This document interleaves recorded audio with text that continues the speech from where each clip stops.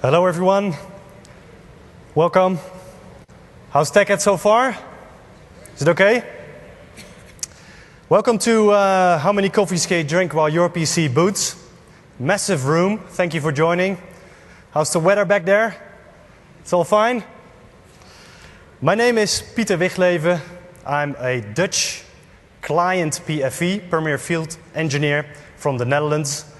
I specialize in Windows Client and Windows Performance, and I've been doing this job for around about 5 years. In the 5 years, I visited about 170 different customers, and during these 5 years and so many customers, I helped all these customers to optimize their Windows clients. And I can guarantee you that I've seen some, let's call it original solutions on how our customers actually configure their Windows clients. And throughout this session, I will be showing or I will be sharing a few of the war stories. And I will also help you to combat this scenario called slow boot and slow logon. So at the end of this session, you will have the ability, you will have the tools and the knowledge to troubleshoot these performance issues yourself. We'll also be talking about how we troubleshoot this thing inside of MSIT. Because if you think that our customers, like you, are the only ones suffering from these issues, guess again, we have them as well. We are having the same problems you are having. So I'll share you the information on how we troubleshoot this on a larger scale. The other day I was watching Discovery Channel, and there was this episode. And they told me that the main reason that we human beings are on top of the food chain, the main reason why we are so good in surviving, is because we have the ability to adapt very well. And if we reflect this to the whole slow boot, slow logon scenario, I couldn't agree more. I visited this Dutch customer once, big telecom company. And they had a call center, and in this call center, whenever you would switch on the power button, it would take approximately 1 hour for this machine to boot. Now, if you think that's long, make sure to remain seated, because we'll see much, much worse. But anyway, they came up with this very original, I can't call it a solution, let's call it a workaround, because what they did, they came up with this rotation schedule where in the morning they would take turns and someone would drive to the office 1 hour earlier than the others, would switch on all the PCs, and actually using the credentials written on little pieces of paper, would log in for all the others who were probably still taking a shower at that point. This was how they solved this issue. And I hope you all agree and you can imagine that this is not the Microsoft best practice of solving this issue. So once again, during this session, I'll teach you how to pick the low-hanging fruit, how to solve the majority of the boot performance issues that you come across, whether that's at friends and family, at home or the enterprise, it doesn't matter. Now, although this quote is very true in most scenarios, I don't think it's very true if you combine it with this picture. I think we're all on the same page here that Windows booting is a waste of time. And especially nowadays, since expectations are changing, we all have consumer devices that just switch on immediately. Your €79 Surface will switch on immediately.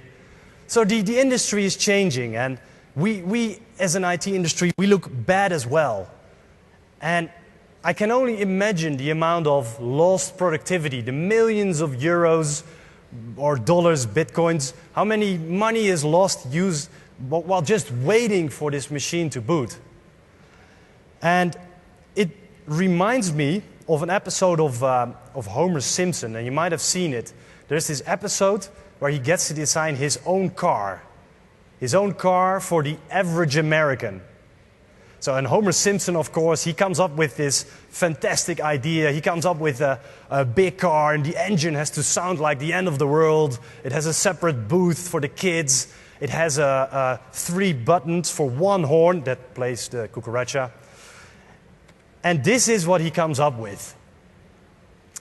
Now, I think, well, if I look at this car, this is not a car I would like to drive. As a matter of fact, when talking about Spain, I'd rather not drive at all.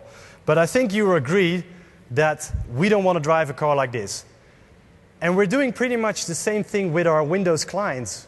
We're designing them in such a way where we demand so much from the system, we configure them in a non-optimized way, and we end up with a car that nobody wants to drive.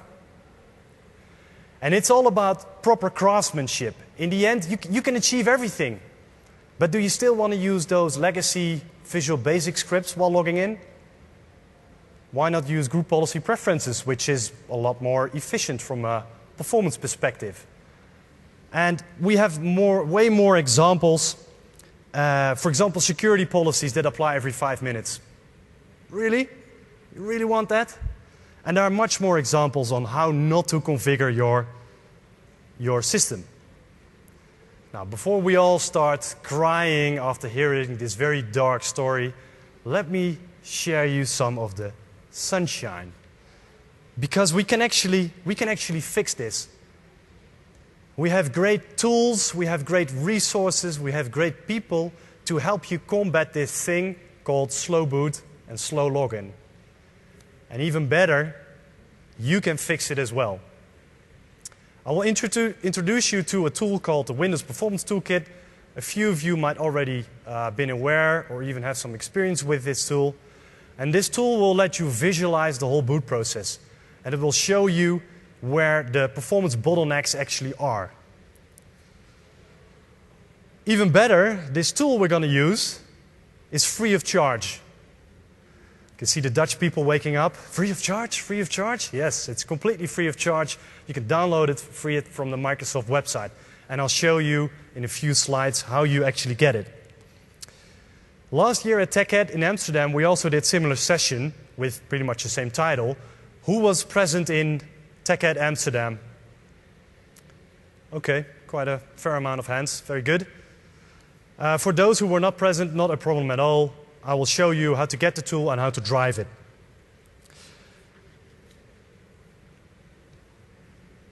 Before I show you how you can get the tool, let me share you one thing. Every now and then I go to customers and they ask me, Peter, why is this boot process so complicated? You can plug it in all kinds of ways. We have services, we have filters, we have drivers, we have authentication providers. Why is the boot process so complicated? And I tell them it's not. It's extremely easy. And to prove it, I made you a little diagram. And this is it. So any questions on the boot process? All right. Then we continue. How to get the tool? First of all, you go to download.microsoft.com. You search for the Windows 8 ADK. You end up with this web installer, which is only 1 megabyte in size. You open it, and this is what you find. What you need to do is tick this little box to get the Windows Performance Toolkit. It's around 80 megabytes in size. Once you download it, or once you install it, it will go into your program files folder, and of course it can be found in your start menu. The cool thing as well is that you also have 3 MSIs. They will also be hosted somewhere in the subfolder in your program files. And using these MSIs, you can install it on 32-bit machines, 64-bit machines, and ARM devices. So even on your €79 Surface, is it very obvious I'm jealous because of your deal? Anyway, you can even install it on your Surface. However, when you install it, you get 2 tools. One is the Windows Performance Recorder, which will let you create traces, and there's the Windows Performance Analyzer. The Windows Performance Analyzer will not be present on your Surface. So you need to take a trace, grab the trace, and analyze it on a different machine. That's the only condition.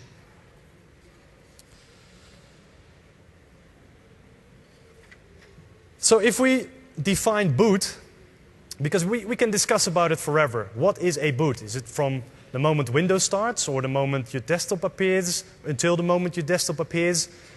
What defines a boot?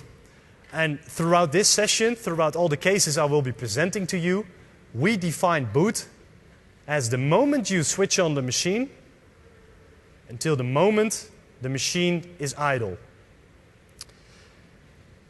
Please can I see a show of hands? So at your enterprise, at your work, who thinks their machines boot in roughly 1 minute? Okay, and what about 2 minutes? More than 5 minutes? I can see a few. It's always scary. Okay, well, in my world, or at least I think that when a machine is booting, an employee can only do two things. One is they start cleaning their desk, and the other one is they go fetch a cup of coffee. And I've timed the amount it takes to drink 1 cup of coffee. And I'm not talking about the Spanish cup of coffee, gone. I'm not talking about an American cup of coffee where all of us can almost swim in. No, I'm talking about a normal Dutch cup of coffee, which is about this size. I've timed it, and it takes me 2 minutes to drink. I'm trying to bring it to an industry scientific standard, not quite there yet. But so throughout this session, I'll be showing you cases translated to the amount of coffee it takes. So let's start with the first case, and I'll use this case as well to show you the tool, the functionality, the features, and I'll also show you how to take a trace. Because it used to be very complicated, and nowadays it's extremely easy. This case is from one of my colleagues, Milad Aslaner, who actually has a session tomorrow as well, or Friday, sitting here. It's called I'm logged in, but I can't do anything. And that's because the customer, where this trace is from, it's actually a repro, was complaining that the machines were booting fairly quick, but once the machines were logged in, it would just be extremely slow. Even, I think the customer said, it's so slow even a snail would feel respected. So this case is 2.5 cups of coffee, so that would translate to roughly 5 minutes. So let me show you our demo environment. So we've downloaded the Windows Performance Toolkit on this machine. The first thing we want to do is take a trace. What you can do is start the performance recorder. I always search for record or recorder. And when you open it, you're presented with this dialog. I'll try to zoom in as much as possible for the guys in the back. What we need to do if we want to take a boot trace, you just expand the more options.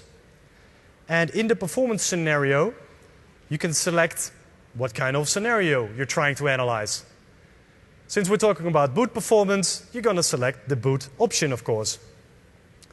The only thing you need to do afterwards is change the amount of iterations. So by default, it boots 3 times. I'm always lazy, I don't want to wait, so I change it to 1.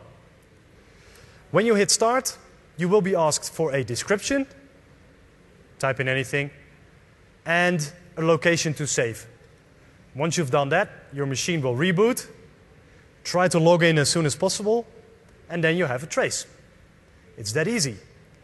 With the previous Windows Performance Toolkit, the old version, we have to go to the command line, we have to type in xbootmanager.traceboot, all kinds of flags and C switches, and nobody really understood what they were doing. Finally, our prayers have been heard. They made a nice GUI. So once you've done that, like I said, you end up with the trace. And this is the trace that we got from the case from Milad. This is what it looks like when you open it. Just to show you how I normally analyze a trace like this, I'll show you the features inside of the tool. To get a bit of background information, because sometimes I just get a trace and I have no idea what kind of environment, what kind of machine it's from.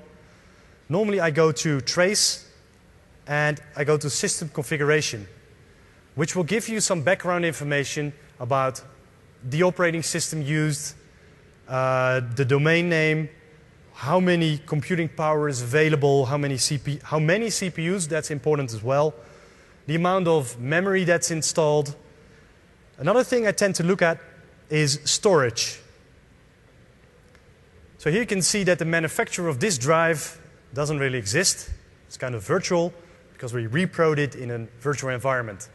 If this would be a physical machine where the trace came from, you would have the hardware ID, the manufacturer. If you throw that into Bing or your other favorite search engine, you'll end up with more information about the drive, about how much buffer size, and most importantly, how much RPM the drive is. And I'll explain at the end of this session why that's very important. So once I have a bit of a background information, let me introduce you to these sections first. So here we have system activity, we have computation and storage. Those are the three sections we will be looking at. Memory in most scenarios is not an issue. Nowadays there is enough memory installed in box, so we don't really care. And if the machines are really running low on memory, we'll have a penalty on the disk as well. So we'll see it anyway. So what I normally do is I expand the system activity and I go to this thing, boot phases. What you can do is just double click on the boot phases and it will add the graph to the right side, or you can drag and drop. So let me drag and drop. And what we see over here are the phases that Windows needs to go through before it's successfully booted. So you can see we have the pre-session and the session in it. This is really low-level stuff. So it's when the kernel is loaded, antivirus is loaded, your graphics driver is initialized. So this is low-level stuff, and in most scenarios we don't see bottlenecks in this section. The next one, however, WinLogon, that's when Windows is really super busy. We're initiating the network, we're authenticating users, we're initializing services. This is where the most delays are being introduced. As a matter of fact, there are so many delays introduced that the guys who made this tool added a different graph for this section alone. So we can dive into this section by just adding another graph. I'll show you in a second. And the name of this graph, surprisingly, is WinLogon. Now then the only thing that remains is the Explorer in it. It's the moment the desktop starts to appear, Explore.exe started, and afterwards we have a post-boot is a phase which doesn't really exist. It's just everything until the machine is idle. So like I said before, we can also add the Windows logon graph, this thing.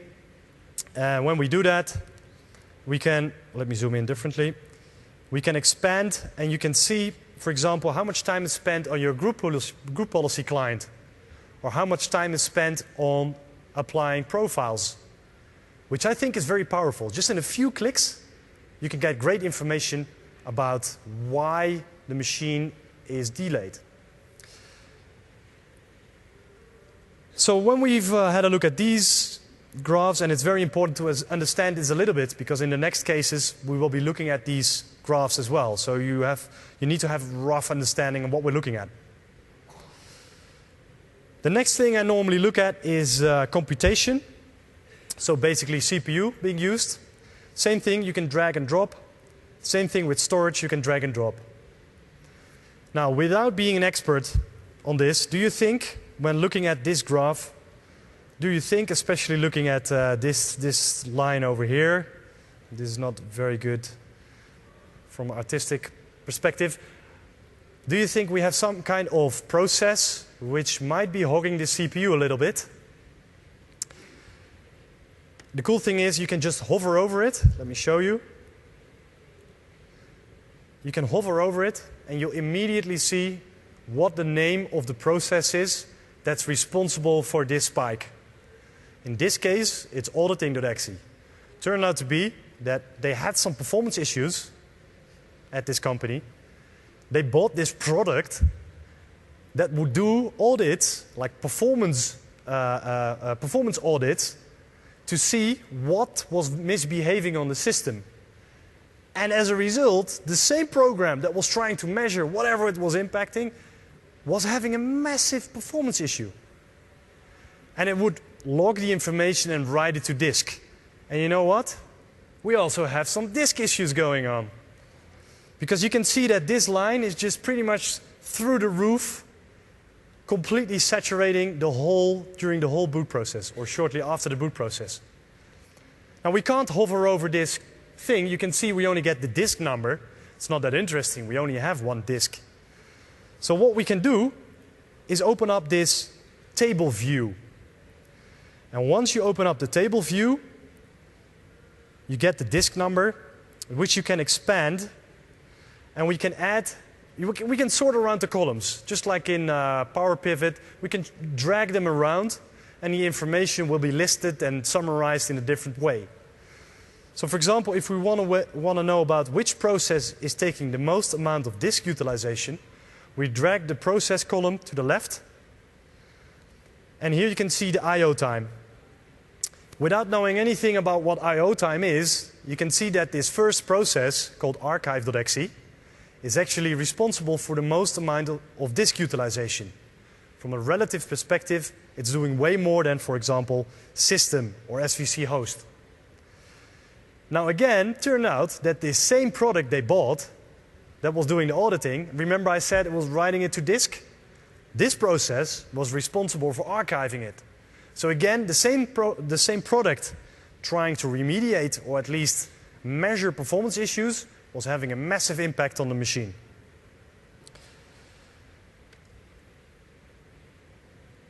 The last graph before we continue that I would like to introduce you to is a thing called process lifetime. If I expand system activity, let's see where it is. Here we can see processes. What you can do as well in the tool, you can drag to a new tab. So I'm still holding my mouse button right now.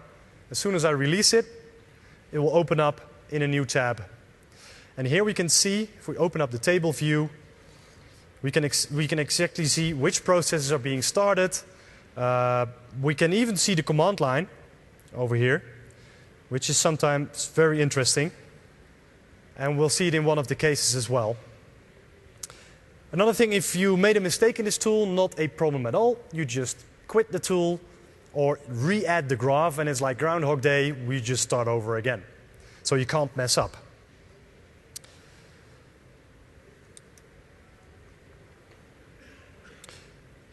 Everything I'm currently telling you guys is also available in the deck itself. Every step I take troubleshooting-wise is in the deck itself. So if you later on would like to check on how we did something, that's probably the way to look, or the place to look.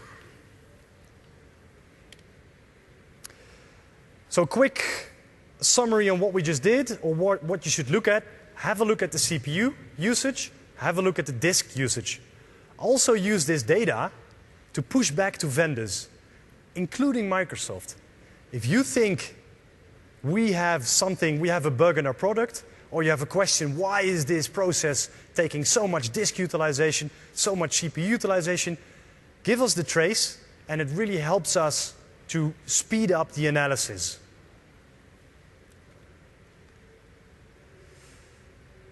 So this next case was actually happening on my machine, the machine I'm using here to demo.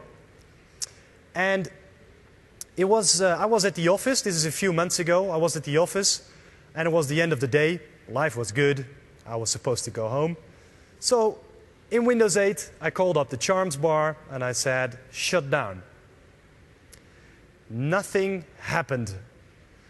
So like we all do, we just try again, right?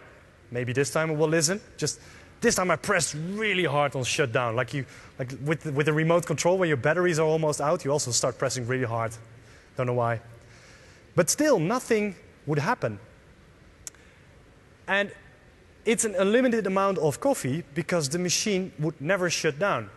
I waited for 3 days doing nothing but drinking coffee, eating pizza, felt like a developer, but nothing happened. And I reprod this case in one of my VMs.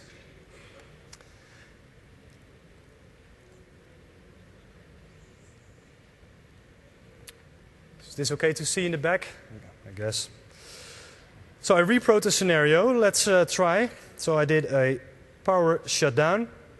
And as you can see, nothing happens. So I can guarantee you I can try again and again and again. Nothing happens. The one thing I did notice, if I go into Task Manager and I look at the processes that are currently using a lot of CPU cycles, there was all of a sudden this thing, WinInit, which was just constantly taking 50% of my CPU. And it was 50% because this machine has 2 CPUs. So it was basically hogging 1 CPU, 100%, which is shown as 50% because of 2 CPUs. So how would you troubleshoot this?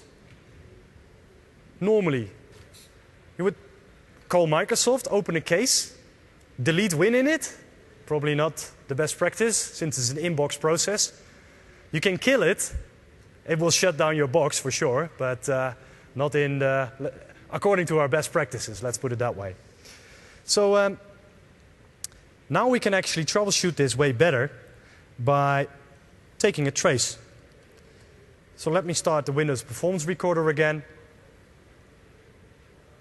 And this time we're not going to do a boot trace because the machine is not shutting down at all. We're just interested in this WinInit process, what it's doing. So I'm going to hit start. So you can see it's just a general trace. For those of you in the back, we're just going to do this. Oh, almost. This general trace. And right now in the background, it's recording information. It's using event tracing for Windows to capture data. We only need a few seconds of tracing because this is probably some kind of loop we're stuck in on the CPU. So we only need a few seconds of tracing. We can enter a problem description. Hit save. Little typo there. And what I normally do is copy the path. And afterwards, don't forget to cancel the recording as well, otherwise it will just continue. And open the trace. So what do we know at this point? We know there is one process called WinInit, which is kind of looping or misbehaving in some way. So we can have a look at the computation. Let's drag in the computation graph. And as expected, you can see that 50%, by looking at this graph, we can see that 50% is fully occupied by WinInit.exe. What we can do now is look inside of WinInit what it's actually doing. What we need to do is open up this the table view again, and you'll get WinInit. So right now we see the processes sorted by the amount of computing power that they require. And what we can do is dive into WinInit. Oh, sorry, we need to enable a thing called stack first. So we only can see which process is taking a high amount of CPU usage. If we enable stacks, we can see which function it's calling. So if you're a developer, this term should be familiar to you. If you're not a developer like me, doesn't matter, I'll show you. You just right-click on this graph and you enable stack. Right now, we will not be able to see it. All we can see is the module where this thread originated. And you can see underneath, you can see the module that it's calling. We still don't know anything at this point. We need to enable a thing called symbols, symbol loading. So you go to the top and you choose trace, load symbols. And what it will do now is it will look which function is calling which other function inside of which other DLL or executable or module. And what you'll see, all of a sudden we can see different stuff. And unless you have source code access, which I don't have, and I'm guessing you don't have it either, you can look up what these functions actually are. But by just looking at the name, you sometimes already get a clue on what this thing is doing. So let's just browse downwards and see if we see something that we actually understand. So here we see some RPC stuff, and doesn't matter what it's doing, I don't know. Here it becomes more common sense. All of a sudden it's initiating a shutdown. Makes sense, that was exactly the thing I was trying to do. Then we have an internal shutdown, all right? And here we have a thing called query is disk check scheduled for next boot. So apparently it's querying to see if a disk is scheduled for a check disk. And I was looking at this and I was wondering why are we looking at this? Why are we checking for scheduled disk checks or check disks? And this is pretty much where it ends as well. So this is what you have to do with. What I did is I went online. I think I can show it. Let's see.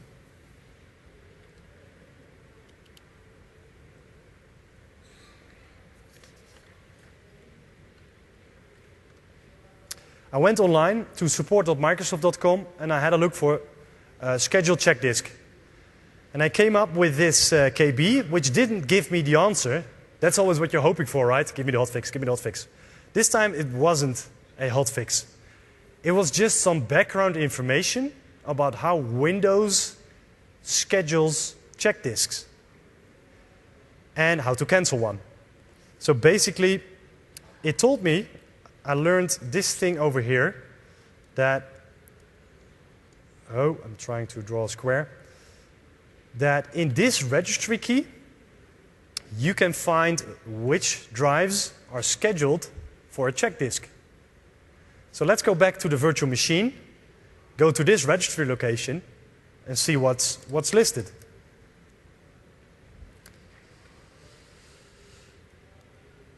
So opening the registry editor, and I actually put it in my favorites. I came prepared. Did you know the registry editor has favorites as well? I guess they're stored in the registry, but okay. And here we have the boot execute thing that the knowledge base article was referencing or talking about. And if we look at this thing, so this last line is always there. However, the first line, this thing, isn't there by default. And what is hard disk volume 7? I only have one drive, so what's up with this hard disk volume 7? So it turned out to be that I mounted a VHD on my computer. For whatever reason, the dirty bit got set, so something was wrong with this VHD. A check disk was scheduled, but before I rebooted my machine, I dismounted the VHD. So the reference was still there, but the drive was missing. So the biggest or the easiest solution is by just removing this entry. You just delete it, you hit OK. It will complain that some empty strings are found. That's fine. And now the next time when you, the problem now is how do you reboot the machine? Because you need a reboot before this takes effect. So you have to reset it once, and from that point on, the machine will shut down like designed. So this is the thing I talked about. And I pushed this back to the developers as well. So I found the developers in Microsoft that own this piece of code. And they said, yeah, that's true. There is some kind of bug inside of this code. So we'll fix it. As a matter of fact, they already fixed it. It's fixed in 8.1. And it's already backported to Windows 8. It's released as part of this KB, which is part of the Windows update of June. So if you have every update installed, this should not be an issue anymore on your machine. And what did we learn? Like I said before, we need to add stacks in order to dive into a process. It sounds really difficult, but it's not. You just enable symbols, and then you walk the stack downwards. So load symbols, add the stack, and then walk it.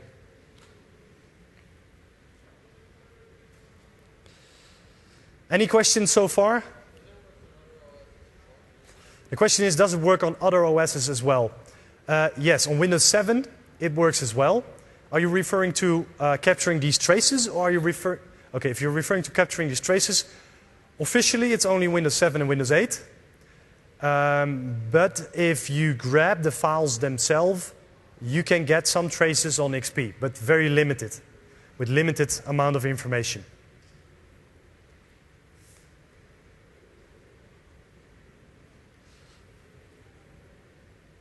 Next case is that guy left. Who of you has a login script at the office? Okay, pretty much everyone. Who has a login script where the original creator of the script left the company? And I'm guessing, because that's normally the case, that's what I've seen, that a lot of our customers, they don't want to change anything inside of the login script because it just became this massive beast that nobody really understands anymore. And since the original guy who created it left the company, it's a bit of a challenge. Is there anyone who created a script, left the company, is currently sitting here and thinks, oh boy, they're talking about me? No one. Oh, there's one. Very brave. Thank you. Okay, so let's switch to the trace.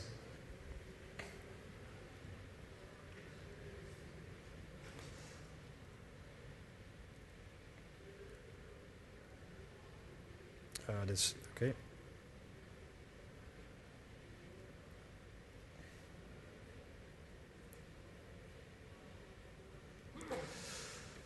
So, like I explained before, the first time I always do is I have a look at the boot phases.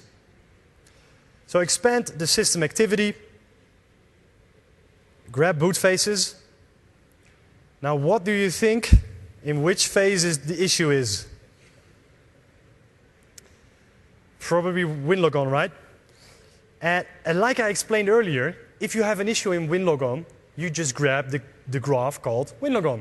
Easy. So we just drag that thing in here, and I'll just expand until we get I'll just expand everything just to show you that there is only one problem in this WinLogon thing. So you can see that everything is empty except for this thing here. It says group GP client. So you can see that GP client, if we align it to the WinLogon above, is pretty much responsible for the majority of the delay inside of the WinLogon phase. Okay, that's great. So now we know it's group policy related. But what is it? What inside of the group policy? We don't know. So what we need to do is have a look at the disk and CPU. Maybe something's off. So let's do that. So I'm going to drag it to a new tab. CPU and storage. Do you think we have an issue on the CPU and disk? You see any high lines? No. Okay, so that's a great analysis. We know it's group policy related. That's it. What I typically do next, is get a bit of a feeling on what is starting on this machine. So like I said before, we're going to add the process lifetime. Open the table view. I don't care about the lifetime. Let me get that out of the way. The interesting thing is process and probably the command line. And I just browse all the processes that are being started. Just get a feeling on what this thing is doing when it's booting. And basically the only thing we have to do is look for something suspicious. Well, there you go. Something suspicious. As a matter of fact, if we scroll a bit more, it's full of these things. And if we look at the command line, it's something suspicious.exe dash slow dash repeat dash be inefficient. That doesn't sound like an optimized process to me. Okay, so we know two things. That we have a big list of something suspicious.exe is being started, and we have proven that we have a delay in the group policy client processing. So how do we tie the knots? We can do that by adding, if we right-click the process table, we can add a thing called the process ID and the parent process ID. So this way we can correlate things. We can see which process started another process. For example, this something suspicious has a process ID of 1876, and whoever kicked it off has a PID of 1064. You can see that all the suspicious processes all have the same originator. So whatever this 1064 is, it's spawning this massive amount of processes. So now the next question is, which process has a PID of 1064? So let's sort by process ID. Here we go. So this, you can see process ID 1064 is a command.exe, and it's being started inside of this group policy machine script startup script. So it kind of already gives you an idea, right, that it's group policy startup script related. But just to prove it, we can also see which process fired off this one. So you can see the parent is 612. So let's see who owns 612. Here it is, GP script, which is started with GP script /startup. This is the process responsible for running any potential startup script that you have assigned inside of a group policy. So the next step would actually be to go to have a look inside of your group policies to see which one has this script assigned. Great stuff, right? I mean, it's fairly easy to get some information about what is delaying your system.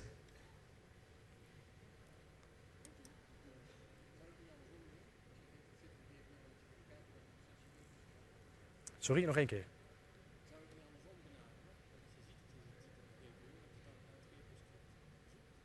Zou kunnen. So the question is, wouldn't you do it the other way? If you know it's group policy client related, wouldn't you be looking for gpscript.exe? And that's definitely true as well. You can also work the other way around. If you know it's gpscript.exe being responsible for running scripts. Correct. Then my only challenge was, how do I, because this was a customer-related case. So how do I explain this to the customer? Because I've tried. I told them, you know, you're starting a massive amount of processes. You really have to take a look at the amount of executables being started.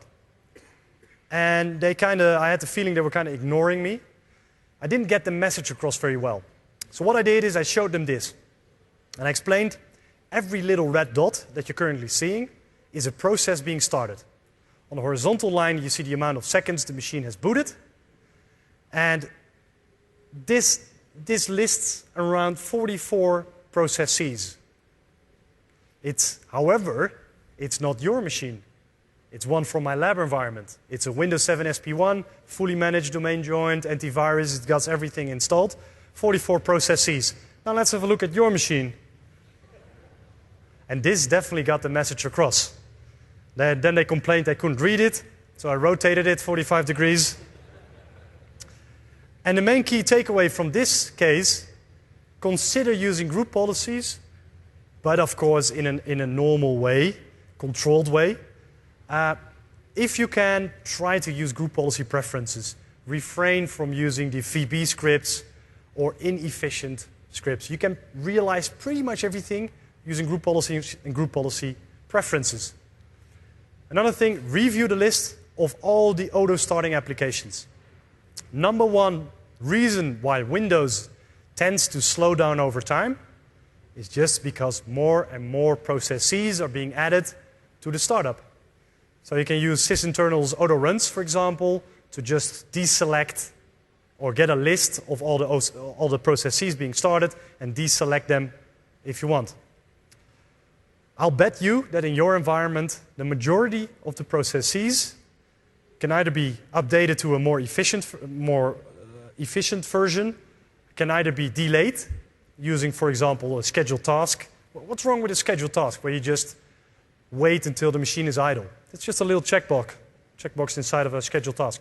Well, why not 3 minutes after the user has logged on and all the resources are available again? And sometimes even the most tiniest auto start application looks very innocent.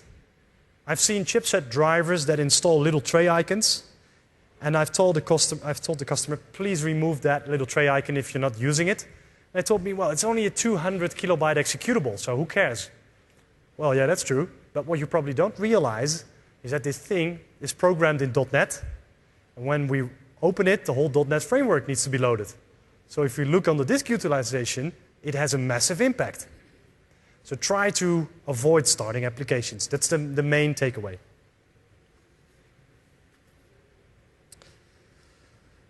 So the next case is relatively fresh, because this case is 2 weeks ago from a customer in the US. One of my colleagues, also a PFE, Louis, he troubleshooted this issue.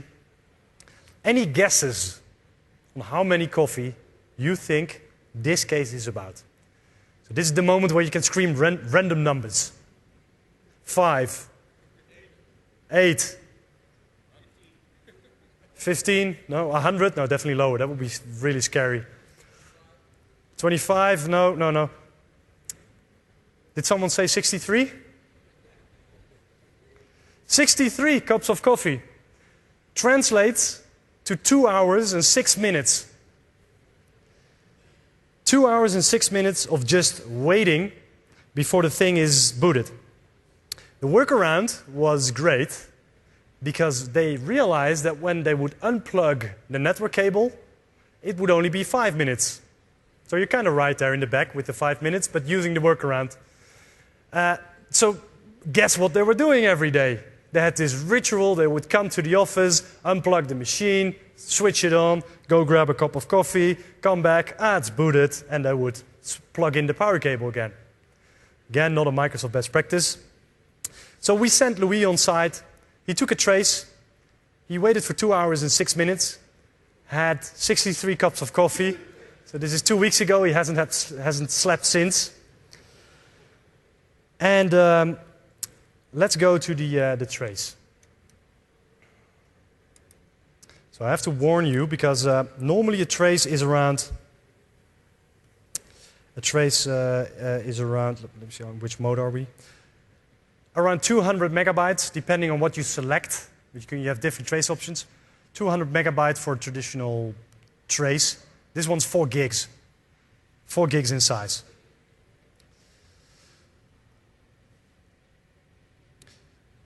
So what I've done already is I've added the CPU graph, because that takes around 5 or 6 seconds. Too slow for a demo, I think. Now if we look at this thing over here. Wait.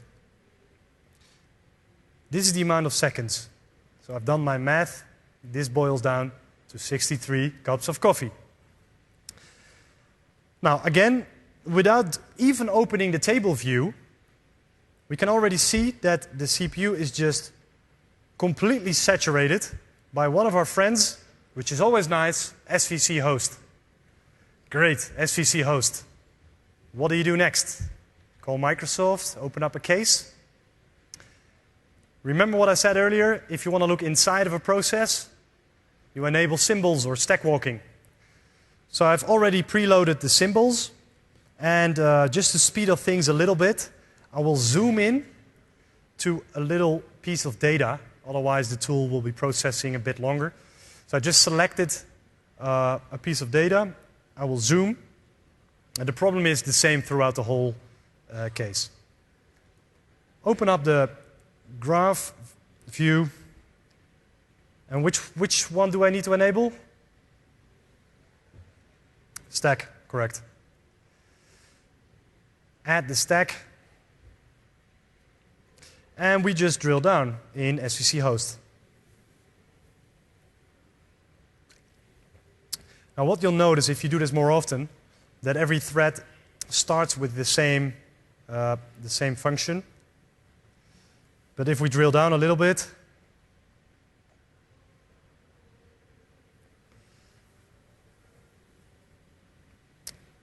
here we go.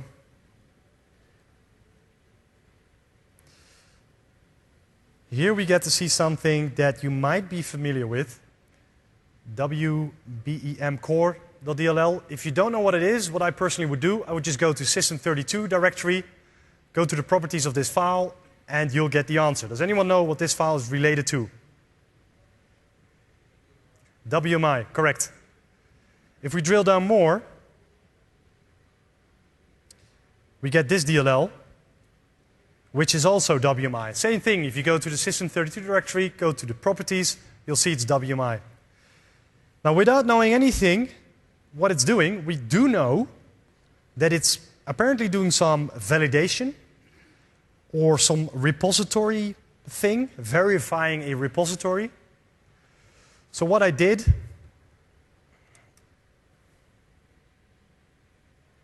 let me see. What I did is I went online and I had a search for slow boot WMI Windows 7. And you'll find several hotfixes related to WMI and startup performance. But there is one roll-up that rules them all, and that's this guy.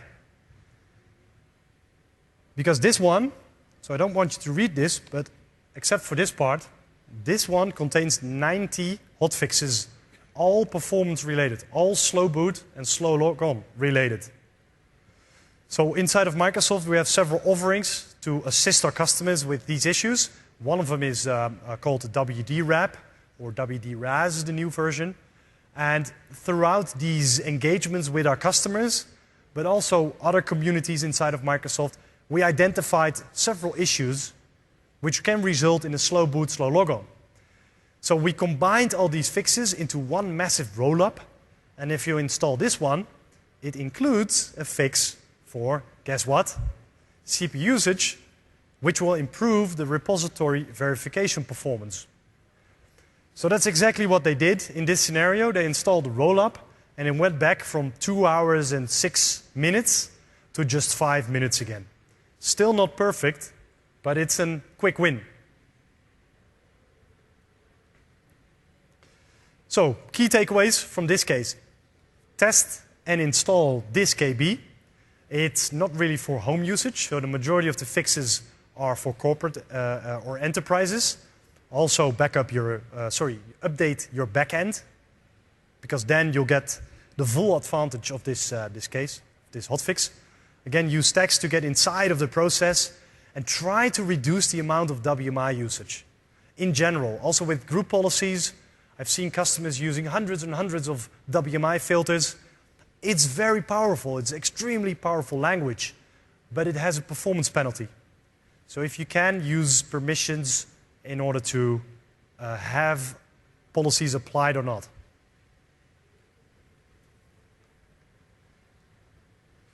So now let's talk about measuring coffee on a larger scale. Because like I said at the beginning, we share the same issues. We have the same issues that you guys are having. And we had MSIT, and one of our PFEs, Vadim works at MSIT, and Matthew Reynolds, who delivered this session in the US, they designed a way of grabbing traces from a large amount of PCs and analyze them. So initially they started in a lab, and you know what, like I said before, we experienced the same issues. Here you can see two machines. Let me zoom in a little bit. Here you can see a machine which is pretty much, this is the disk utilization. So this thing is done after 20 seconds. Now on the same hardware, that's the bottom graph, you can see it's just 5 minutes of sustained disk utilization, which is the same hardware. It's just a different image with all line of business applications, all startup applications, which has a toll, has an impact on the disk. So what they did is, first of all, two things. They focused at this thing over here, because no matter which trace they would have a look at, they could see that Forefront was on top of the list of high disk utilization applications. So they pushed back to the developers, asked them, why is it's such a disk-intensive program, and whatever you're doing, stop doing that or do it in a more performing way. So they optimized the engine, and when you install the latest engine, it will be a lot better. As a matter of fact, it will save you 25 seconds. That's what it did in our lab, 25 seconds of boot time. We also realized that Link had some client-side logging enabled, because we could see in the trace that link.exe was just requiring a lot of disk utilization. You can even see which file it's writing to, and we could see it was this logging. So we had the policy which was enabling this logging, we had it turned off. They simply had no idea that it was having such an impact on the overall boot performance. So just by doing these two things, we would gain an average of 75 seconds. Which is nice, of course, in a lab. But what about the real world out there? So what they've done next is they've written this little wrapper using PowerShell around the Windows Performance Toolkit to analyze not just one or two PCs, but they analyzed 30,000 PCs inside of Microsoft. They ended up with 70,000 traces, which all of them were converted, and they just put them in a SQL database. And since we all have this data in the SQL database, we can query it. And you can see how the efforts of reducing the boot time have progressed over time. So what you can see over here on the left is March in fiscal year 12, over here. You can see that the average boot time on Windows 7, because there was no Windows 8 back then, was 195 seconds. And especially in the beginning, we were able to reduce the boot in quite a bit.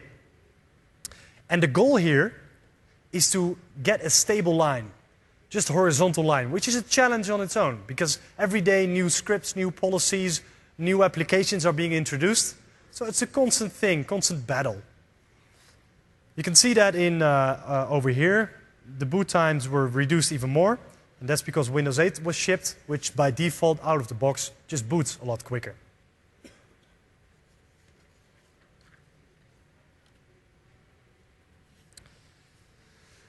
Another massive performance issue, I have to say, configuration, which leads to a performance penalty, is the way you apply group policies.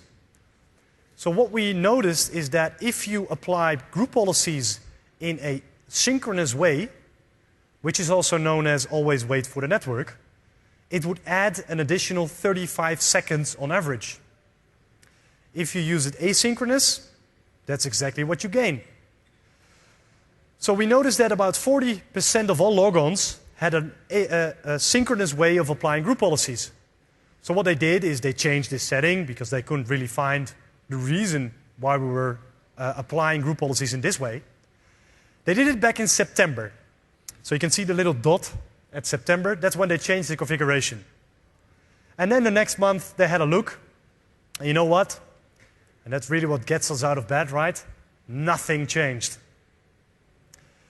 So this is when they did some proper troubleshooting, and it turned out to be that there was this one group policy which was deploying some software. And when you use a policy to deploy software, you automatically invoke the synchronous group policy applying. And we had no idea. We even had forgotten about the fact that we're deploying this package. Nobody used it. So we just tossed away this policy. And that's when in January, you can see, that's when it took effect. We applied it to 2 domains, and we managed to get back to almost 0% of machines applying in synchronous way. And of course, the next step is to also apply it to the other ones.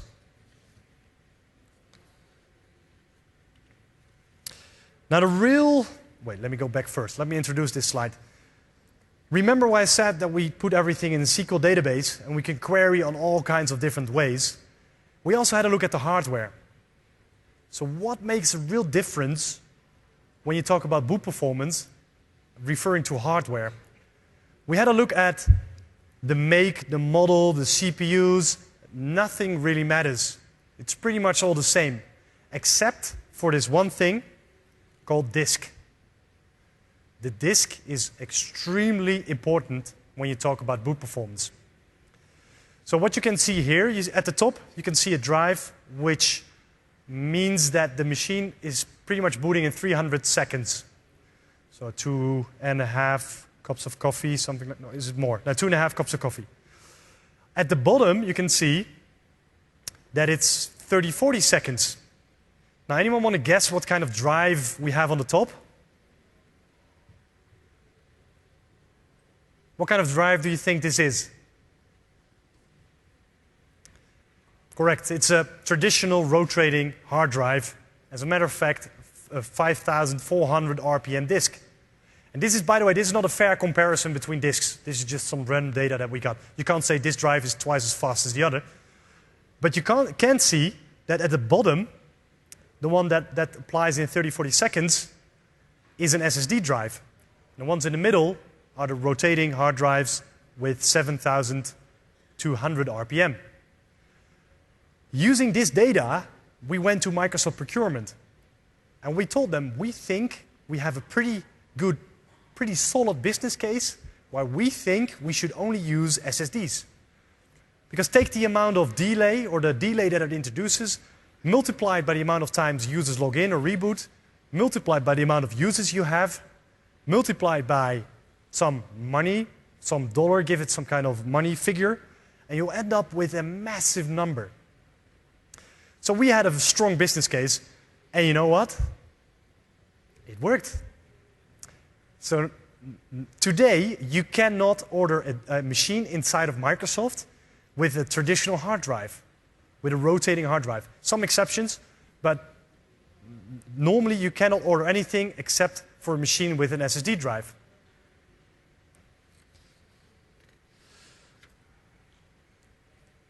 Okay, so what do you do now? What are the takeaways of this session? Install the Windows Performance Toolkit and look for the low-hanging fruit. It can become very complicated very soon, but if you look for the low-hanging fruit, I can guarantee you that you'll solve the majority of the performance bottlenecks, the boot performance, using the disk. Have a look at which process is taking the most amount of disk utilization. Try to eliminate those. Same thing with the CPU. Have a look which process is taking the most amount of CPU utilization. Decide whether you want to disable it, you want to remove it, you're going to look for a more up-to-date version, or maybe use a scheduled task to launch it later on. Have a look at the high amount of processes, which is reason number one why machines tend to slow down, because that will also have an effect on the disk utilization, of course. Also have a look at slow starting services. And remember, it is possible. The machine the graph I showed you earlier, it lists the computer that boots in 30-40 seconds. So those machines they have installed BitLocker, so they're fully disk encrypted. They're managed through Intune, SCCM. They have Forefront antivirus. They have Link being started automatically. They have big OST files with Office. So pretty much every Microsoft product that we have, the whole stack is inside of this computer, and still it boots in 30-40 seconds. So it's definitely possible. Some resources. We have the Windows 8 ADK. So, of course, to download the Windows Performance Toolkit, I have a reference to the hotfix I referred to earlier. The session of last year from North America is also recorded. You can download that one. I've listed 3 blogs. One of them, the first one, is my own blog, by the way. The other 2 also have some nice cases of slow boot, slow login scenarios. Then, if you want to have some professional help, we can also, by the way, you can download this deck later on, right? So if you want to have the links. There are several ways of getting professional assistance. Depends on if you want to do it on one machine or 10,000s of machines. You can either open a case, of course, at Microsoft Reactive Support, CTS. You can order a RAS for Windows Desktop. RAS stands for Risk Assessment, now the online version of it. risk assessment as a service. The thing I referred to earlier about the fact that internally we were just grabbing 70,000 traces, we're now converting this to a service which is called Boot X-Ray. And we also have Microsoft consulting services which can assist you with these kinds of issues. Tomorrow, Friday, Milad session will also be interesting if you like this topic. Some resources. The one thing I would ask you, I read every comment that's listed, so please, please, please, I know you've heard it 1,000 times, but please fill in the survey. I would love to hear from you guys. So that's it for now. Enjoy TechEd.